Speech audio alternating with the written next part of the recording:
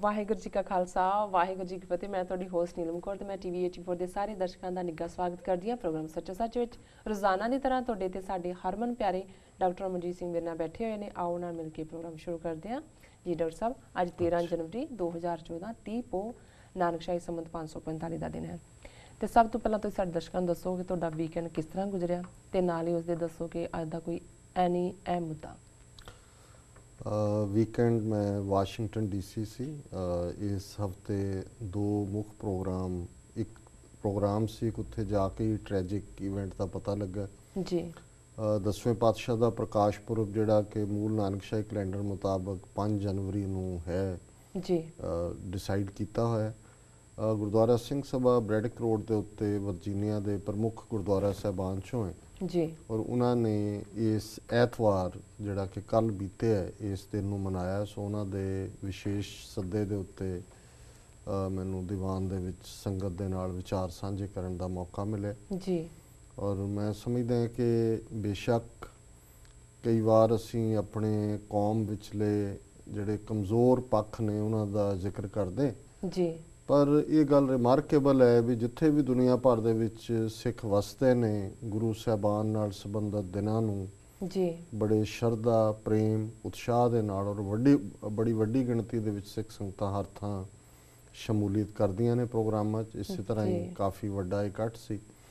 ਪਰ ਜਿਹੜੀ ਗੱਲ ਵੱਲ ਮੈਂ ਜ਼ਿਆਦਾ ਇਸ਼ਾਰਾ ਕਰਨਾ ਚਾਹਾਂਗਾ, ਉੱਥੇ ਹੀ ਜਾ ਕੇ ਮੈਨੂੰ ਪਤਾ ਲੱਗਾ ਕਿ ਇੱਕ ਟ੍ਰੈਜਿਕ ਇਵੈਂਟ ਵਰਜੀਨੀਆ ਦੇ ਵਿੱਚ ਹੋਈ, ਜਿਹਦੇ 'ਚ ਕਿ ਇੱਕ ਘਰ ਦੇ ਵਿੱਚ ਜਿੱਥੇ ਕਿ ਕਾਫੀ ਦੇਰ ਤੋਂ ਆਪਸੀ ਸ਼ੱਕ ਸ਼ੁਬੇ ਕਰਕੇ ਟੈਨਸ਼ਨ ਬਿਲਟ ਹੋ ਰਹੀ ਸੀ, ਉਹਦੇ 'ਚ ਹਸਬੈਂਡ ਜਿਹੜੇ ਨੇ ਘਰ ਦੇ, ਉਹਨੇ ਆਪਣੀ ਵਾਈਫ ਨੂੰ ਸ਼ੂਟ ਡਾਊਨ ਕੀਤਾ, ਮਦਰ ਇਨ ਲਾਅ ਨੂੰ ਜ਼ਖਮੀ ਕੀਤਾ ਜੀ ਔਰ ਆਪ ਵੀ ਫਾਈਨਲੀ ਉਹਨੇ ਆਪਣੇ ਆਪ ਨੂੰ ਮਾਰ ਲਿਆ ਜੀ। ਸੋ ਦੋ ਬੱਚੇ ਉਹਨਾਂ ਦੇ, ਇੱਕ 16-17 ਸਾਲ ਦਾ, ਇੱਕ 12-13 ਸਾਲ ਦਾ, ਦੋ ਬੱਚੇ ਯਤੀਮ ਹੋਏ ਜੀ ਔਰ ਉਹਨਾਂ ਦੇ ਮਾਂ-ਬਾਪ ਦੋਨੋਂ ਹੀ ਇਸ ਦੁਨੀਆ ਤੋਂ ਕੂਚ ਕਰ ਗਏ ਜੀ। ਇਸ ਟ੍ਰੈਜਿਕ ਇਵੈਂਟ ਨੇ ਸਾਰੀ ਕਮਿਊਨਿਟੀ ਨੂੰ ਸ਼ੇਕ ਕੀਤਾ। ਸੋ ਉਹਨਾਂ ਦੀ ਯਾਦ ਦੇ ਵਿੱਚ ਜਿਹੜਾ ਹੈ ਉਹ ਅਖੰਡ ਪਾਠ ਔਰ ਅੰਤਮ ਅਰਦਾਸ, ਉਹਨਾਂ ਦੀ ਕ੍ਰੀਮੇਸ਼ਨ ਵੀ ਸੀ ਔਰ ਉਹ ਵੀ ਦੀਵਾਨ ਸ਼ਾਮ ਨੂੰ ਗੁਰਦੁਆਰਾ ਸਿੰਘ ਸਭਾ 'ਚ ਹੀ ਸੀ ਜੀ। ਸੋ ਜਿਹੜੀ ਗੱਲ ਮੈਂ ਉਸ ਇਕੱਠ ਦੇ ਵਿੱਚ ਵੀ ਕਹੀ ਔਰ ਮੈਂ ਜ਼ਰੂਰੀ ਸਮਝਦਾ ਕਿ ਅਸੀਂ ਸ਼ੇਅਰ ਕਰੀਏ, ਅਦਰਵਾਈਜ਼ ਤਾਂ ਚਲੋ ਇਵੈਂਟਸ ਤਾਂ ਹੁੰਦੀਆਂ ਨੇ ਲਗਾਤਾਰ ਜੀ ਜੀ, ਦੁੱਖ ਦੀਆਂ ਸੁੱਖ ਦੀਆਂ, ਪਰ ਮੈਂ ਇਸ ਦੇ ਉੱਤੇ ਇਸ ਲਈ ਕਮੈਂਟ ਕਰਨਾ ਚਾਹੁੰਦਾ ਕਿ ਬਹੁਤ ਵਾਰ ਕੁਝ ਚੀਜ਼ਾਂ ਜਿਹੜੀਆਂ ਕਿ ਸਮੱਸਿਆ ਦੇ ਤੌਰ 'ਤੇ ਕਮਿਊਨਿਟੀ ਦੇ ਵਿੱਚ ਐਗਜ਼ਿਸਟ ਕਰਦੀਆਂ ਨੇ, ਉਹਨਾਂ ਨੂੰ ਅਸੀਂ ਐਕਨੋਲਜ ਨਹੀਂ ਕਰਨਾ ਚਾਹੁੰਦੇ ਜਾਂ ਉਹਨਾਂ ਨੂੰ ਅਸੀਂ ਮੰਨਣਾ ਹੀ ਨਹੀਂ ਚਾਹੁੰਦੇ। ਜੀ ਜੀ। ਉਹਨਾਂ ਦੇ ਵਿੱਚ ਇੱਕ ਗੱਲ ਮੈਂ ਸਮਝਦਾ ਹਾਂ ਵੀ ਜਿਸ ਤਰੀਕੇ ਨਾਲ ਸਾਡੀ ਪਹਿਲੀ ਜਨਰੇਸ਼ਨ ਇੱਥੇ ਪਹੁੰਚਦੀ ਹੈ, ਪਹਿਲਾਂ ਪਹੁੰਚਣਾ ਸੌਖਾ ਨਹੀਂ ਹੁੰਦਾ ਜੀ।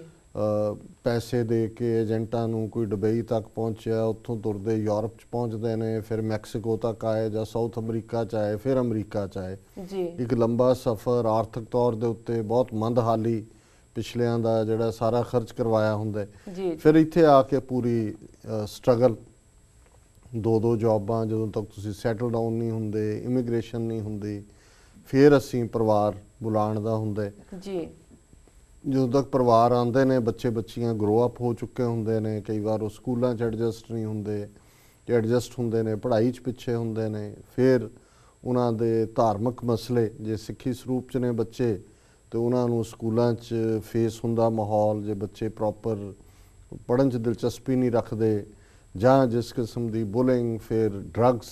ਜੀ ਜੀ। ਫਿਰ ਜਦੋਂ ਤੱਕ ਤੁਸੀਂ ਉੱਥੋਂ ਨਿਕਲਦੇ ਹੋ, ਬੱਚੇ ਕਾਲਜਾਂ ਯੂਨੀਵਰਸਿਟੀਆਂ 'ਚ ਆਉਂਦੇ ਨੇ, ਖਰਚੇ ਵੱਧ ਰਹੇ ਹੁੰਦੇ ਨੇ, ਹਸਬੈਂਡ ਵਾਈਫ ਦੋਨੋਂ ਕੰਮ ਕਰ ਰਹੇ ਹੁੰਦੇ ਨੇ, ਦੌੜ ਲਾਈਫ ਦੀ ਚੱਲ ਰਹੀ ਹੁੰਦੀ, ਫਿਰ ਟੈਨਸ਼ਨ ਜੀ। ਫਿਰ ਉਸ ਮਾਹੌਲ ਦੇ ਵਿੱਚ ਕੁਝ ਬਿਮਾਰੀਆਂ ਅਸੀਂ ਪੰਜਾਬੀ ਕਲਚਰ ਦੀਆਂ ਲਿਆਂਦੀਆਂ, ਕੰਮ ਦੇ ਮੁੱਦਿਆਂ ਦੇ ਉੱਤੇ, ਕੰਮ ਦੇ ਮੌਕਿਆਂ 'ਤੇ ਜੇ ਇੱਕ ਦੂਸਰੇ ਦੇ ਉੱਤੇ ਕੋਈ ਕਿਸੇ ਦਾ ਕੋਈ ਸ਼ੱਕ ਬਣ ਜਾਂਦਾ ਹੈ, ਹਸਬੈਂਡ ਦੇ ਵਰਕ ਪਲੇਸ 'ਤੇ ਜਾਂ ਵਾਈਫ ਦੇ ਵਰਕ ਪਲੇਸ 'ਤੇ, ਉਹ ਇੱਕ ਐਡੀਸ਼ਨ ਕਰ ਦਿੰਦਾ ਸਾਰਿਆਂ 'ਚ। ਸੋ ਕੁੱਲ ਮਿਲਾ ਕੇ ਮੈਂ ਇਹ ਦੇਖਦਾ ਕਿ ਬਹੁਤ ਸਾਰੇ ਸਾਡੇ, ਔਰ ਜੇ ਮੈਂ ਰਫਲੀ ਇਹ ਫਿਗਰ ਕਹਾਂ ਕਿ 60% ਦੇ ਕਰੀਬ ਸਾਡੇ ਵੀਰ ਭੈਣਾਂ ਐਸੇ ਨੇ ਜਿਹੜੇ ਕਿਸੇ ਨਾ ਕਿਸੇ ਲੈਵਲ 'ਤੇ ਮੈਂਟਲ ਡਿਪਰੈਸ਼ਨ ਦਾ ਸ਼ਿਕਾਰ ਹੋ ਜਾਂਦੇ ਨੇ, ਸਟ੍ਰੈਸ 'ਚ ਹੁੰਦੇ ਨੇ, ਸਟ੍ਰੈਸ 'ਚੋਂ ਗੁਜ਼ਰਦੇ ਫਿਰ ਡਿਪਰੈਸ਼ਨ 'ਚ ਪਹੁੰਚ ਜਾਂਦੇ ਨੇ ਔਰ ਉਹਨਾਂ ਨੂੰ ਇਹ ਆਪ ਨੂੰ ਪਤਾ ਵੀ ਨਹੀਂ ਲੱਗਦਾ ਔਰ ਕਈ